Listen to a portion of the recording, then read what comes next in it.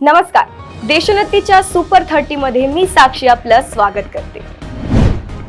सरपंच संतोष देशमुख हत्या प्रकरणी गुन्हा दाखल करण्यात आलेला 7वा आरोपी कृष्णा आंधळे याला तत्काळ अटक करावी, या हत्येप्रकरणी सरकारी वकील म्हणून उज्ज्वल निकम यांची नियुक्ती व्हावी आदी प्रमुख मागण्यांसाठी अन्यथा आंदोलन करण्यात येणार असल्याचा इशारा मागील आठवड्यात देण्यात आला होता। त्यानुसार राज्याच्या गृहमंत्र्यांनी एक मागणी मान्य केली आहे।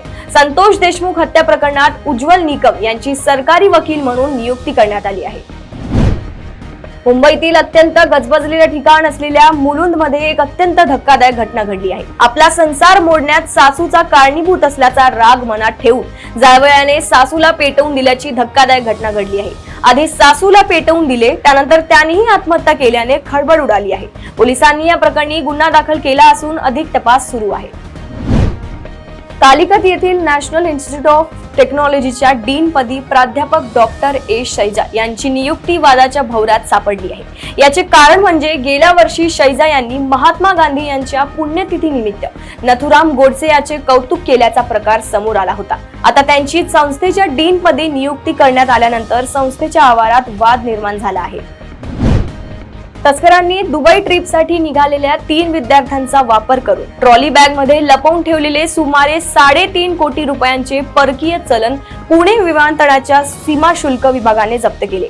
या प्रकरणी दोघांना अटक केली असून त्यांची येरवडा कारागृहात रवानगी करण्यात आली आहे।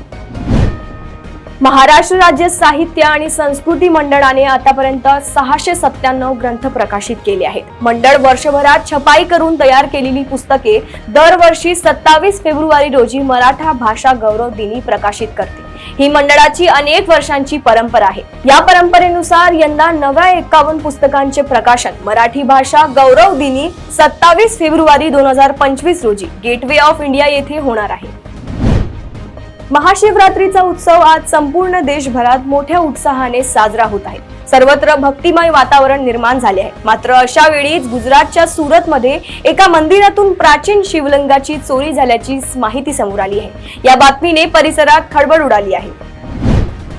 राज्य शासनाच्या शिक्षण विभागाने संच मान्यतेच्या नवीन नियमानुसार 20 पट संख्या असलेल्या शाळांसाठी एकही शिक्षक पदाला मंजुरी न दिल्याने रत्नागिरी जिल्ह्यातील 1305 प्राथमिक शाळांवर बंद होण्याची टांगती तलवार लटकू लागली आहे। मात्र शासनाच्या या निर्णयाविरोधात अखिल भारतीय शिक्षक संघ आक्रमक झाला असून लवकरच न्यायालयात दाद मागण्याचा निर्णय संघाने घेतला आहे। नांदेडमध्ये भयंकर घटना समोर आली आहे। सकाळच्या सुमारास 2 अज्ञात मारेकऱ्यांनी स्कूटीवर थांबवलेल्या एका तरुणावर चाकूने वार करून त्याची हत्या केली। हल्लेखोरांनी पाठलाग करत तरुणाच्या मानेवर, पोटात आणि पाठीवर तब्बल 8 ते 10 खंजर खुपसले। रक्तबंबाळ झालेल्या तरुणाचा जागीच मृत्यू झाला। या घटनेने शहरात खळबळ उडाली आहे। अमोल भुजबळ असे मृत तरुणाचे नाव आहे। सगळ्या राज्याला हादरवून सोडणाऱ्या आणि मागच्या काही महिन्यांपासून गाजत असलेल्या संतोष देशमुख हत्या प्रकरणात अखेर उज्ज्वल निकम यांची विशेष सरकारी वकील म्हणून नियुक्ती झाली आहे। बाळासाहेब कोल्हे यांची सहाय्यक विशेष सरकारी वकील म्हणून नियुक्ती झाली आहे। विशेष सरकारी वकील म्हणून उज्ज्वल निकम यांची नियुक्ती करण्यात यावी अशी मागणी सातत्याने करण्यात येत होती। पुण्यात एक अत्यंत धक्कादायक घटना घडली आहे। पुण्यात नेहमीच वर्दळ असलेल्या स्वारगेट एसटी स्टँडवर शिवशाही बसमध्ये एका तरुणीवर बलात्कार झाला आहे। सोमवारी पहाटेच्या सुमारास ही घटना घडली असून पीडित तरुणी पुण्याहून फलटणला जाण्यासाठी स्वारगेट बस स्थानकावर आली होती। त्यावेळी ही घटना घडली। स्वारगेट पोलीस ठाण्यात या प्रकरणी गुन्हा दाखल करण्यात आला असून या प्रकरणी एका व्यक्तीला ताब्यात घेतल्याची माहिती आहे। सरकारी निवासी शाळेतील इयत्ता 10वीच्या विद्यार्थिनीने बोर्डाची परीक्षा दिल्यानंतर एका बाळाला जन्म दिल्याचा धक्कादायक प्रकार समोर आला आहे। ओडिशाच्या मलकानिगिरी जिल्ह्यातील सरकारी निवासी शाळेत हा प्रकार घडला आहे। शाळेच्या वसतिगृहात राहणाऱ्या मुलीने बोर्डाची परीक्षा देऊन परतल्यानंतर चित्रकोंडा उपविभागीय रुग्णालयात मुलाला जन्म दिला। तिच्या स्थितीबद्दल शाळा प्रशासनाला कसलीही कल्पना नव्हती।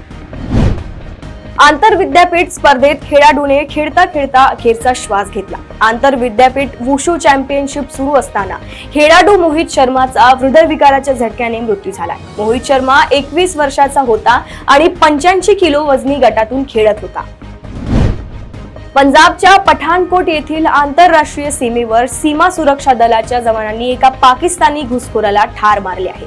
पठाणकोट मार्गे भारतात घुसखोरी करण्याचा प्रयत्न करत असताना जवानांनी त्याला इशारा दिला, पण त्याने त्याकडे दुर्लक्ष करून तो पुढे जात राहिला. धोका ओळखून बीएसएफ जवानांनी घुसखोराला ठार मारले आहे. आयसीसी चॅम्पियन्स ट्रॉफी 2025 मध्ये पाकिस्तान विरुद्ध भारताचा विजय झाला. या विजयानंतर अनेक पोस्ट व्हायरल होत आहेत. त्यात दिल्लीच्या मुख्यमंत्री रेखा गुप्ता यांच्याशी जोडणारा एक पोस्ट सोशल मीडियावर व्हायरल झाली आहे. काही users social media platform Xavier या पोस्ट संबंधी स्क्रीनशॉट शेअर करत आहेत. सोशल मीडियावर नुकतीच एक पोस्ट व्हायरल झाली. या पोस्ट मध्ये एका महिलेबद्दल असे नमूद केले होते की तिचे नाव अर्पिता जैन आहे आणि तिचे लग्न मोहम्मद वसीम नावाच्या पुरुषाशी झाले होते.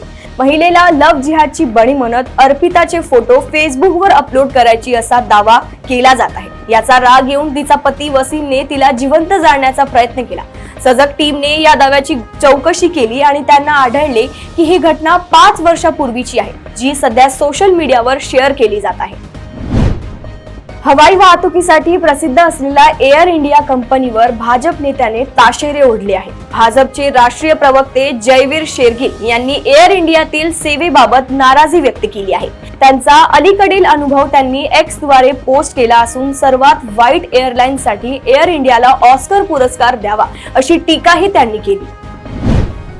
जनगणनेच्या आधारे सीमांकन केल्यास तामिळनाडूमध्ये लोकसभेच्या 8 जागा गमवाव्या लागतील असा अपप्रचार द्रमुक पक्षाकडून सुरू आहे. या संदर्भात मुख्यमंत्री स्टॅलिन यांनी देखील बुधवारी वक्तव्य दिले होते, परंतु केंद्रीय गृहमंत्री अमित शहा यांनी हे सर्व फेटाळून लावले आणि राज्यातील एकही मतदारसंघ कमी होणार नसल्याचे आज बुधवारी त्यांनी स्पष्ट केले. ऑनलाईन अथवा बोगस ऍपद्वारे फसवणुकीच्या घटना होऊन देखील पैशांचा लालचपायी उच्च शिक्षित व्यक्ती देखील अशा आमिषाला बळी पडत असल्याची घटना कोपरी पोलीस ठाण्याच्या हद्दीत घडली. ट्रेडिंग ऍप मधून मोठा नफा मिळणार असल्याचे बघून आयटी क्षेत्रात कार्यरत असणाऱ्या व्यक्तींची तब्बल 1,20,00,000 रुपयांची फसवणूक झाली आहे. मेट्रो प्रकल्पांसाठी सल्लागार असलेल्या फ्रान्समधील सिस्ट्रा कंपनीने महानगर प्रदेश विकास प्राधिकरणाचे अधिकारी आर्थिक लाभ मागत असल्याचे आरोप केले आहेत. याबाबत फ्रान्सच्या दूतावासाने दिल्लीतील महाराष्ट्राच्या निवासी आयुक्तांना पत्र पाठवून चौकशीची मागणी केली आहे. थेट दूतावासाच्या हस्तक्षेपामुळे प्रकरणाला गंभीर वळण लागले असताना उपमुख्यमंत्री तथा नगर विकास मंत्री एकनाथ शिंदे यांनी चौकशीचे आदेश दिले आहेत.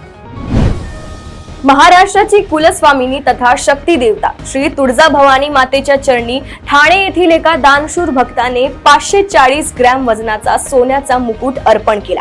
आजच्या बाजारात या सुवर्ण मुकुटाची अंदाजे किंमत 54 लाख रुपयांच्या आसपास आहे. या कुटुंबाचा श्री तुळजाभवानी मंदिर संस्थानतर्फे देवीजींची प्रतिमा व महावस्त्र देऊन सत्कार करण्यात आला.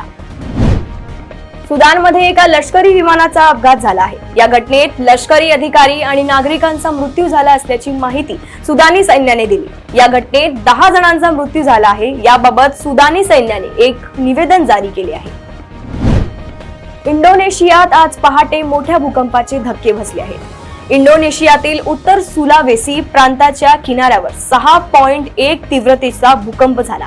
याविषयी युनायटेड स्टेट्स जिओलॉजिकल सर्व्हेने माहिती दिली आहे. यामध्ये सध्या कोणत्याही नुकसानीचा माहिती समोर आली नाही. डोनाल्ड ट्रम्प यांनी अमेरिकेचे नागरिकत्व विकत घेता येणार असल्याची घोषणा केली आहे. जगातील श्रीमंत व्यक्तींना $5 दशलक्ष म्हणजेच जवळपास 43 कोटी रुपये भरून अमेरिकेचे गोल्ड कार्ड्स विकत घेता येणार आहे. आधीच्या ग्रीन कार्डची जागा आता गोल्ड कार्ड्स घेणार आहेत. मंगळवारी ओव्हल ऑफिसमध्ये बोलत असताना डोनाल्ड ट्रम्प यांनी ही घोषणा केली. अमेरिकेत एक मोठा विमान अपघात टळला आहे. साउथ वेस्ट एअरलाइन्सचे विमान शिकागोमध्ये लँडिंग करत होते. त्यात अचानक विमानाने रनवे सोडून पुन्हा उड्डाण केले.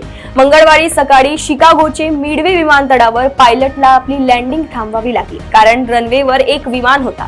या विमानाशी टक्कर होऊ नये म्हणून साउथ वेस्ट एअरलाइन्सचे विमान हवेत उडाले. विमानाने पुन्हा हवेत उडाण घेतल्याने प्रवासी गोंधळले होते. बॉलिवूड सेलिब्रिटींना त्यांच्या चाहत्यांकडून मोठ्या प्रमाणात प्रेम आणि पाठिंबा मिळतो. त्यांच्यासोबत फोटो काढण्याची आणि त्यांना जवळून पाहण्याची प्रत्येक चाहत्याची इच्छा असते. मात्र कधी कधी हा उत्साह एवढा वाढतो की चाहते मर्यादा ओलांडतात. असाच एक अनअपेक्षित प्रकार नुकताच आलिया भट्ट सोबत घडला आणि त्याचा व्हिडिओ सध्या सोशल मीडियावर जबरदस्त व्हायरल होत आहे।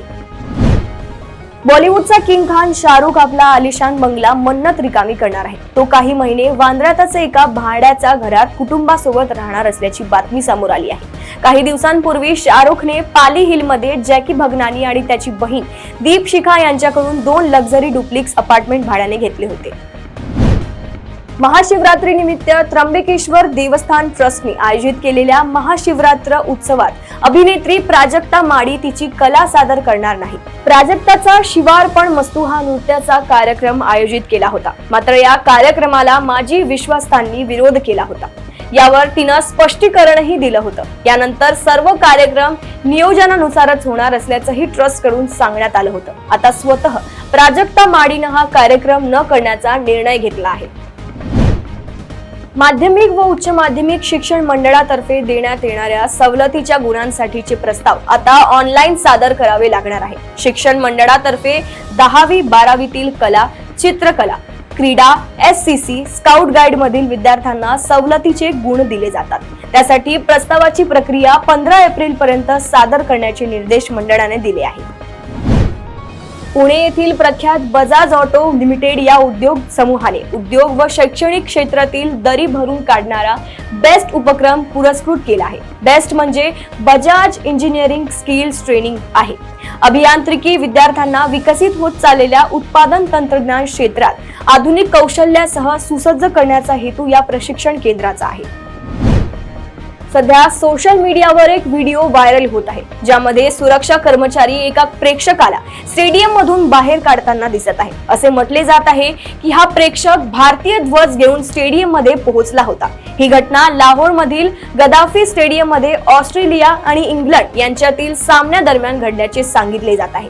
ही घटना भारत-पाकिस्तान सामन्याच्या 1 दिवस आधी घडली होती।